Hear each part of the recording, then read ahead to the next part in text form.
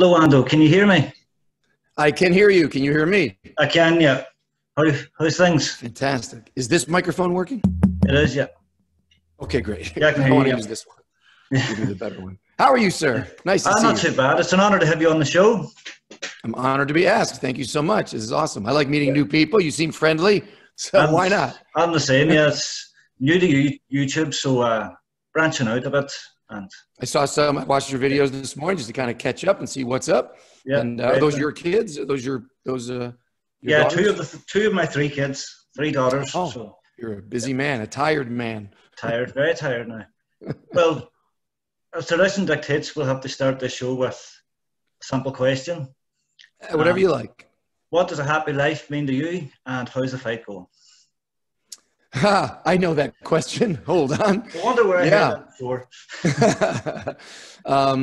Yeah, a happy life is different for everybody. So I don't presume to tell anyone what's happy. For me, if I'm healthy and I can somehow help the people I love make their lives happier, that's a great day. I think you need both of those things in your life. There's something for you, and then there's something for someone else. You find something that makes you feel healthy as a human being, happy as a human being, and then that glow should warm everybody around you, right? Your kids should prosper from that. Your wife, your friends, the community, the whole world. So I think that's why self-defense is so interesting to me, because it's first self-directed. First, you have to defend yourself. Once you feel empowered to defend yourself, now you have the power to maybe defend someone else. So it starts with you. If you want to change the world, first you got to start with you. And that's why martial arts to me is such a fantastic, the best activity, because it answers that. So that's what I consider happiness. And how's my fight going? Awesome. How's your fight going? Excellent, excellent. But what I wanted to ask was, what first got you into martial arts in your younger days? Insecurity, like anyone else, maybe. Yeah, I was just a lost young man looking for a role model, looking for a way through all of the awkwardness of that age. And Bruce Lee popped up as one of those kinds of guys. And he was someone who was skinny. I was skinny, had an attitude and cocky. I had an attitude, was kind of cocky. So I thought, well, if martial arts is making him successful, maybe martial arts can help make me successful, at least in controlling my body, controlling my temper. And so, yeah, so I kind of started off on the Bruce Lee track and haven't looked back. I've just been doing this for a long time now and loving every minute of it. But yeah, insecurity. I wanted more control of myself and of the world. That's it. Bruce Lee led a lot of people through martial arts now. Absolutely. He's a legend. But absolutely. What led you to Taekwondo? As Bruce Lee was Kung Fu, so what's led you in that direction? Yeah, I mean, Bruce Lee to me wasn't Kung Fu. That might sound silly now, but I got the Dao Jeet Kune Do very early, right off the bat. It's like, okay, what did Bruce Lee say? Oh, here's like his notebook. And he was saying, it's not about Kung Fu. It's any martial art's good. Yeah. So I didn't care about Kung Fu one way or the other. So I just went out looking for a martial arts school. And the one that was most appealing to me had a weight bench. So I thought, well, I don't know much about martial arts, but I understand lifting weights. I could maybe at least do that. If this membership is a bust, at least I could come and lift weights and hit that heavy bag. Those things I understand. So that's why I signed up for Taekwondo. I didn't know what it was. I'd never heard of it. And I was very lucky because the Taekwondo class that I took was hosted in a judo school. And then eventually they had a jiu-jitsu teacher there and an Aikido teacher there. So right off the bat, I was always in kind of a liberal arts, martial arts college where I could see other arts and ask questions of other artists and get my training in. So I was very spoiled. It wasn't until later I realized how so many people fall into my style is better than your style and we don't talk to those people. That was all later on for me. I was not raised with that attitude at all. Yes. So anyway, that's that story. So you quit Taekwondo and moved on to Kung Fu then? So I left that school. Yeah, I moved across the country and as an art, I have a video all about that, of why I left Taekwondo. I have nothing against it. It really helped me through a period of my life that I needed it. And then I had new problems and new issues that came up, and I didn't see that Taekwondo would answer those questions. for me. It may answer for someone else, but not for me. And Yeah. so I went out searching and finding an art. Eventually, it happened to be a style of Kung Fu. Again, I wasn't looking for it.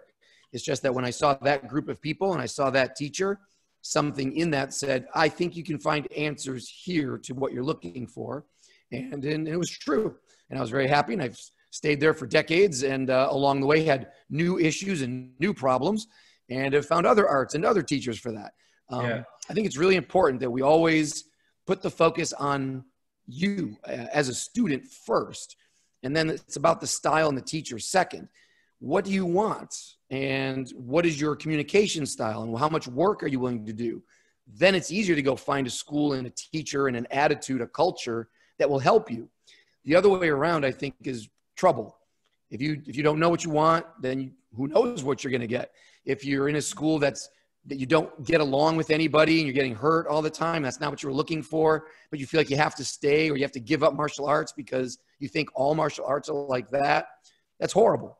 So I always tell people it's not about the style, it's about you. First, there is you. You were born without any style. You're going to die without any style if you're smart.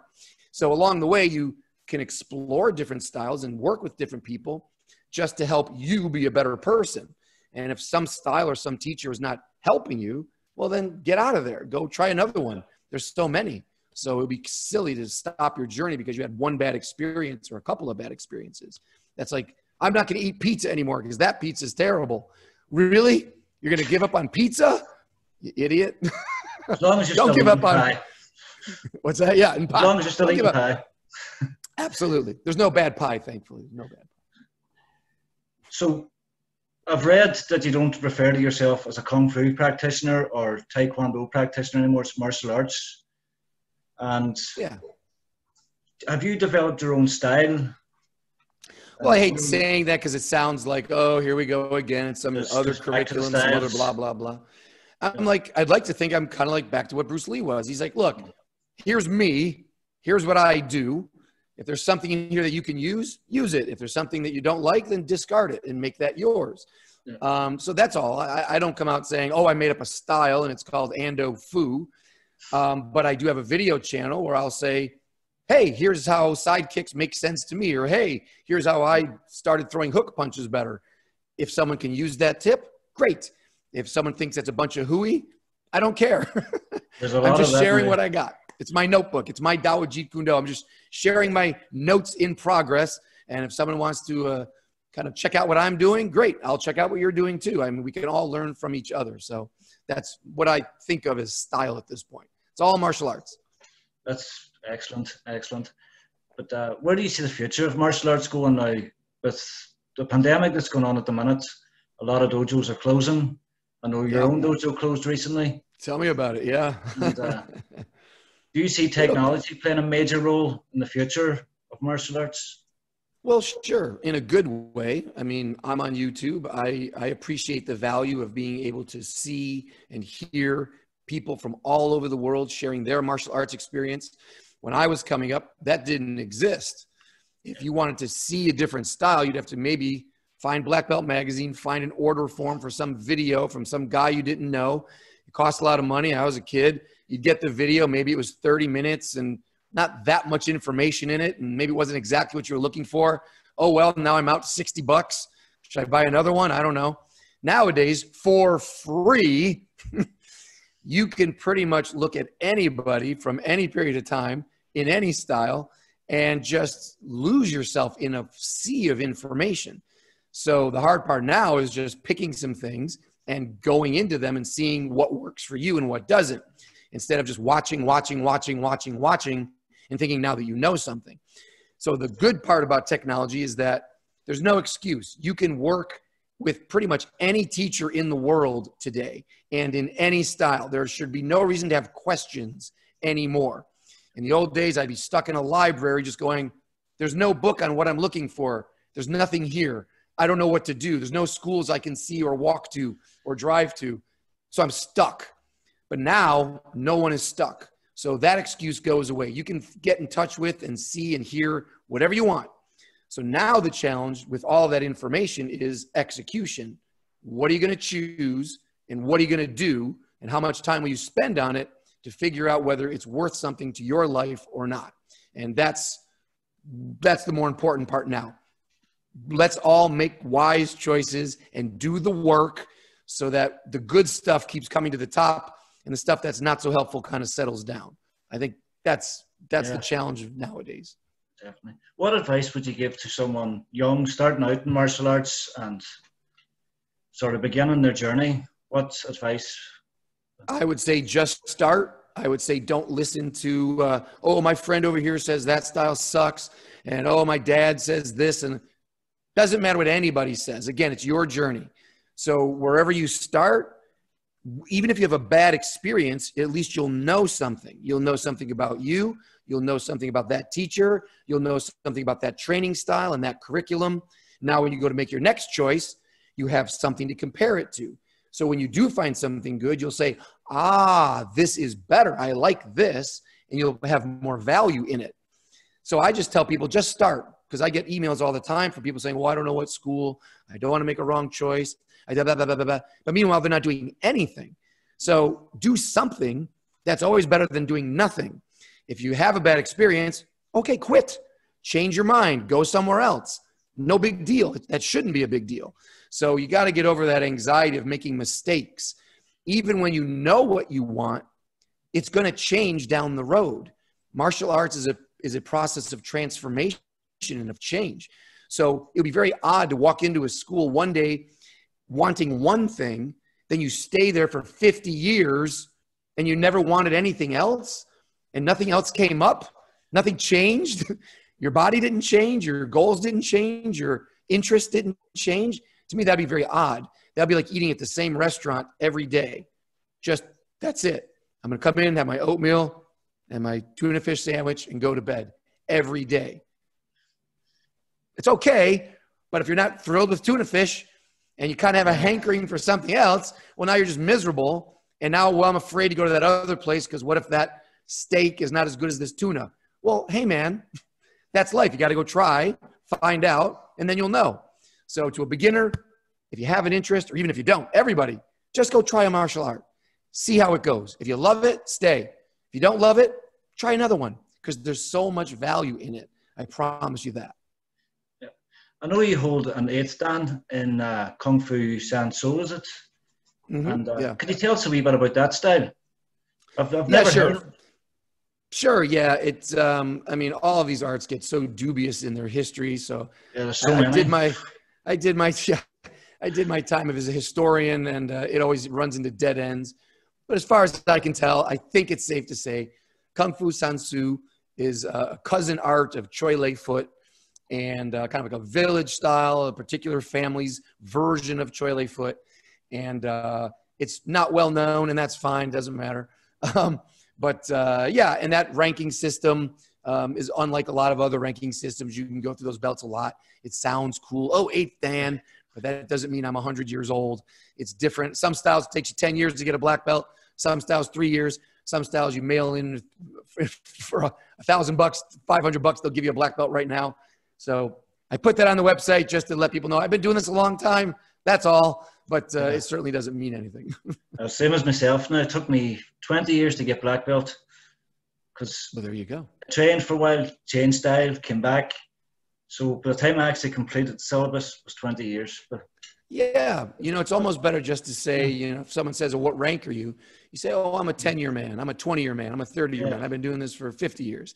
I think at least that shows a scope of your study instead of just saying, oh, I'm a black belt. Because I've met people who've gotten their black belts from Korea, in Korea, people who've gotten black belts in Japan. And it's not like, oh, they're so much better. Doesn't matter. Either you as an individual do the work and you're really good at this stuff and you put the time in and you ask good questions and you challenge yourself, or you don't. You're just grabbing ranks when you can and you're just finding the easy paths or the easier schools. And that's fine, but just don't come off like, oh yeah, I'm a 5th degree and this and that. I'm really good.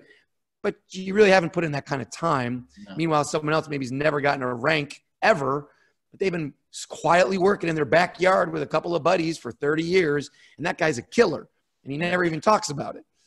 Let's get real. You know, it's about the work you put in. That's all it's about.